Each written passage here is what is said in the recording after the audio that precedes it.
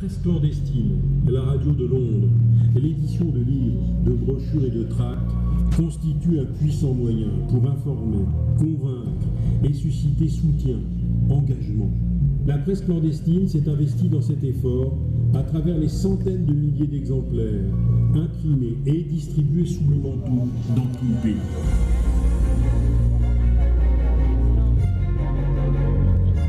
Communiquer pour résister était le thème du concours national de la résistance et de la déportation 2012.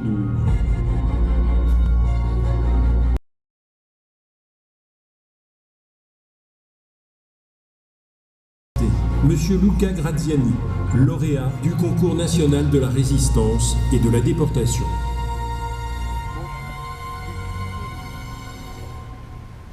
Le 18 juin 1940, le général de Gaulle, refusant la défaite française face à l'Allemagne nazie et la capitulation de Vichy, lance un appel aux Français, les exhortant à résister à l'envahisseur.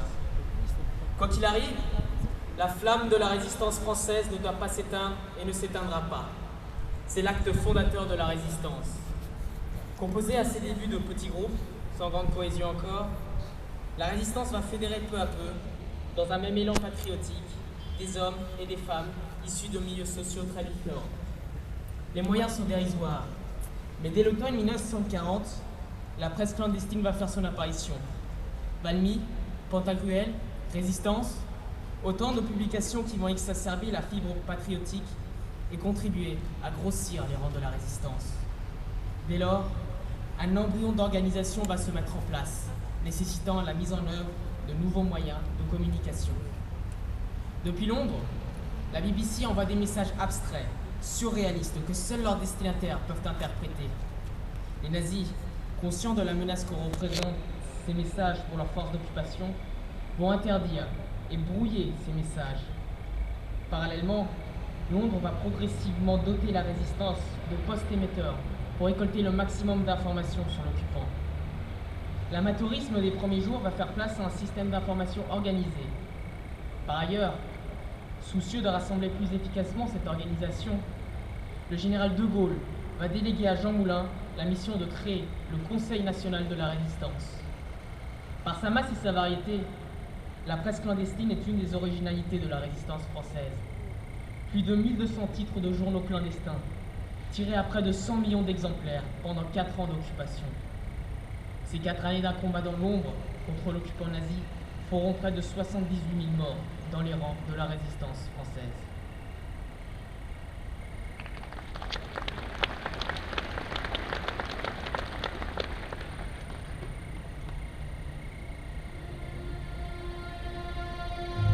Ils prirent leur part de souffrance, ils brûlèrent leur vie, ici et ailleurs. Ayons maintenant une pensée particulière pour toutes celles et tous ceux disparus au cours de l'année, en pensant plus particulièrement à quelques-uns de ces hommes et femmes de l'ombre et de la lumière.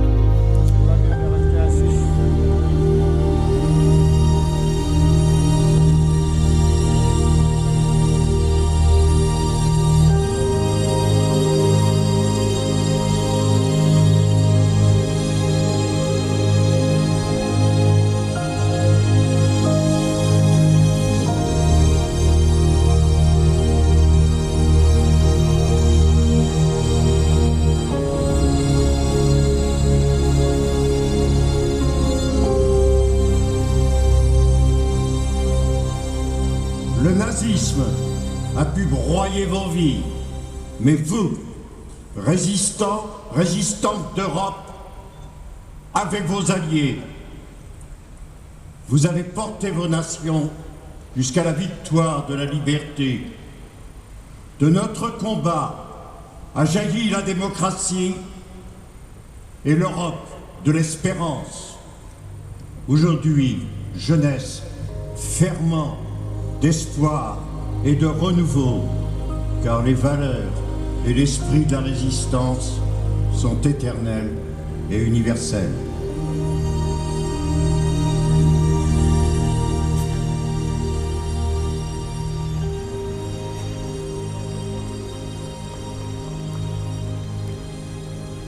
Juste quelques mots pour vous dire que durant plus de 10 ans, nous, membres du chœur universitaire de Caen, nous avons mêlé nos voix et nos chants à une autre voix, celle de Jacques Vico, pour que vive la mémoire, l'espérance et la défense des droits humains.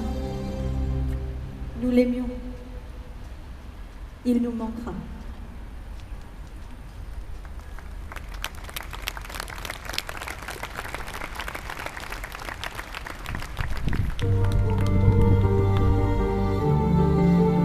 L'année 1944 voit l'adoption à l'unanimité du programme du Conseil national de la résistance. Ce programme qui dessine l'horizon de l'espérance. Espérance, ce mot incarné par le programme du CNR. 8e acte, Espérance. Le programme du Conseil national de la résistance, liberté, justice sociale, démocratie, dignité. Mademoiselle Caroline Le Tac. Arrière-petite-fille d'Yvonne Le Tac, qui a montré l'exemple du courage et de la volonté avec son mari André et ses 3 fils, Roger, Yves et Joël, une famille de résistants et d'engagés. Le programme du Conseil national de la résistance est signé à l'unanimité le 15 mars 1944, après 9 mois de discussion. Avec ce texte, les auteurs et donc l'ensemble de la résistance fixent d'abord les conditions de la mise en œuvre de l'insurrection, puis ils se projettent dans l'avenir. Dans le combat se forge la France de l'après-guerre, une France capable d'entreprendre, au lendemain de la libération, la plus grande œuvre de reconstruction et de rénovation du pays.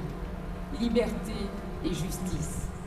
Le temps était venu d'assurer aux citoyens une nouvelle génération de droits.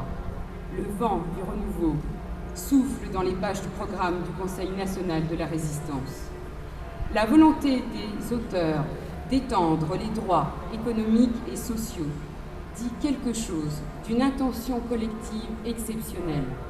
Cette volonté de renouveau que porte le programme du CNR articule plusieurs volets relatifs à l'extension des droits économiques et sociaux, autant d'éléments fondateurs et structurants de la société française.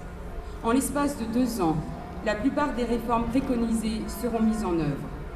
C'est l'occasion également de dire la place qu'occupèrent les syndicalistes au sein des organisations et au sein du Conseil national de la résistance. Programme du Conseil national de la résistance. Établissement de la démocratie la plus large en rendant la parole au peuple français par le rétablissement du suffrage universel, la pleine liberté de pensée, de conscience et d'expression, la pleine liberté de la presse et de son indépendance, la liberté d'association, de réunion et de manifestation, l'inviolabilité du domicile et le secret de la correspondance, le respect de la personne humaine, l'égalité absolue de tous les citoyens devant la loi. Au plan économique, les jours heureux, une nouvelle démocratie économique et sociale, droit au travail et au repos, réajustement des salaires, syndicalisme indépendant, sécurité sociale, assurance chômage, création des comités d'entreprise, instruction égalitaire, tous les éléments repris dans le préambule de la Constitution de 1946, puis dans la Constitution de la Ve République. C'est ça, le programme du Conseil national de la résistance.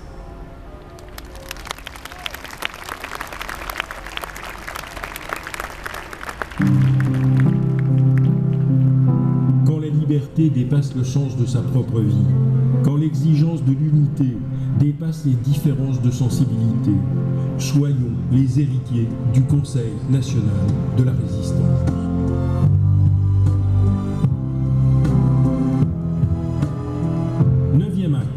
Résister, c'est créer.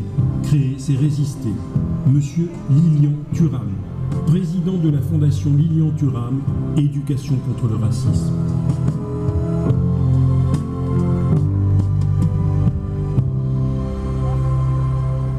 Mesdames, Messieurs, je ne suis pas Lilian-Thuram, qui est retenu à quelques dizaines de kilomètres de Paris et qui ne peut pas nous rejoindre. J'ai écrit ce scénario, je lirai son texte. Quand perdure le combat contre le racisme, contre la xénophobie, contre l'antisémitisme, quand perdure le combat pour les libertés, les droits économiques, quand perdure l'espoir dans l'avenir, dans la jeunesse et les générations à venir, puisons dans l'esprit du Conseil national de la résistance force et imagination pour affronter une crise persistante, éprouvante. Refusons le fatalisme, imaginons des progrès nouveaux. Héritier du Conseil national de la résistance, il nous faut résister. Héritier du Conseil national de la résistance, il nous faut créer des progrès nouveaux, des espaces de partage, des perspectives nouvelles. Résister, c'est créer. Créer, c'est résister. Maintenant, en mémoire de celles et ceux venus de partout, compagnons de révolte et de combat, aux vivants et aux morts, un chant va maintenant résonner. Il fut celui de l'espoir. Merci de vous lever pour l'hymne de la résistance, le chant des partisans.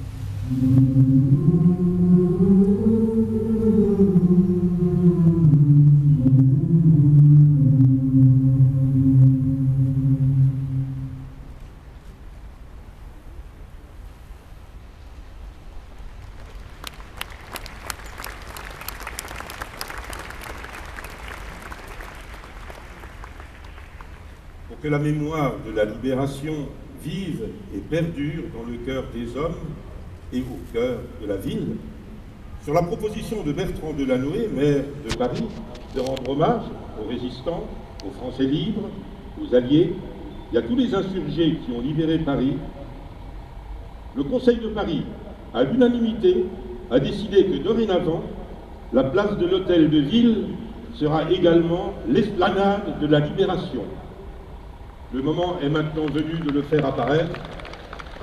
Monsieur le maire, si vous voulez bien, nous allons le faire apparaître ensemble. Ah bon, parce que là, c'est pas... Si vous voulez appuyer là. Ah, voilà. Un truc électronique, certainement. Stop!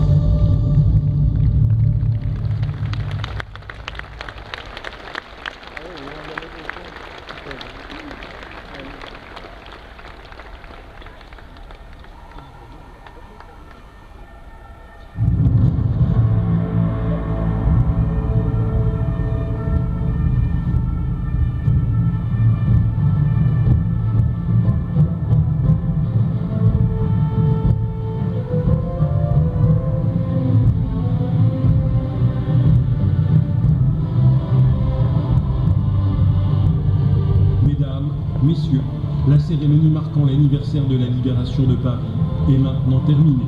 Nous vous demandons de bien vouloir rester à vos places pendant que les autorités vont saluer les intervenants de cet hommage, ainsi que les délégations officielles. Merci de votre présence.